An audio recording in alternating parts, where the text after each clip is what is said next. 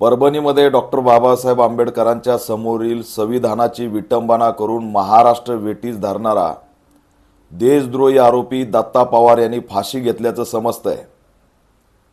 सुरुवातीपासून आंबेडकरी जनतेची, आंबेडकरी नेत्यांची मागणी होती की दत्ता पवारचा मास्टरमाइंड कोण, आणि जेव्हा आम्ही मास्टरमाइंड विचारायला लागलोत, मास्टरमाइंडच्या अटकेची मागणी केली, तेव्हा त्या ठिकाणी दंगल घडली।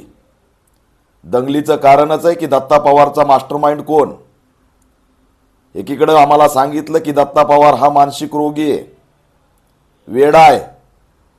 मग वेड्या आणि मानसिक रोगी दत्ता पवारला फाशी कशी काय घ्यावा वाटली? आम्ही माहिती घेतली की तो त्याच्या गावात एकटा राहत होता। आता जामीन झाला, त्याच्यासोबत कुणीही नव्हतं। शेवटपर्यंत दत्ता पवारचा मास्टरमाइंड बाहेर येऊ दिलेला नाही। त्याच्यामुळे राज्य सरकारकडे ऑल इंडिया पॅंथर सेना मागणी करत आहे की दत्ता पवारने आत्महत्या केली की त्याची हत्या केली आहे, या घटनेतला मास्टरमाइंड कधीच बाहेर येऊ नये म्हणून दत्ता पवारचं हत्याकांड झालंय का, हा प्रश्न आम्ही राज्य सरकारला विचारतोय। त्याची आत्महत्या, त्याचं मरण याच्याशी आम्हाला सुख दुःख नाही, कारण त्याच्यामुळे आमची मोठी हानी झाली।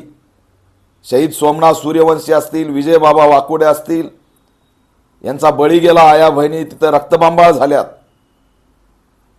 त्याच्या आत्महत्येशी आम्हाला त्या ठिकाणी काहीच वाटत नाही, पण आम्ही राज्य सरकारला प्रश्न विचारतोय की मास्टरमाइंड कुठं आहे, आणि ह्याच मास्टरमाइंडनी दत्ता पवारला संपवलंय का याचा शोध लागला पाहिजे।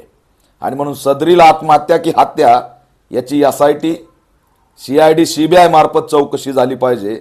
दत्ता पवार हा देशद्रोही आहे, पण त्याला ही घटना घडून आणणारा जो मास्टरमाइंड आहे तो सुद्धा अटक झाला पाहिजे, अशी ऑल इंडिया पॅंथर सेनेची मागणी आहे। म्हणून या घटनेकडे राज्य सरकारने गांभीर्याने बघावं आणि ही हत्या आहे की आत्महत्या आहे याची सखोल चौकशी करावी, अशी आम्ही मागणी करतो।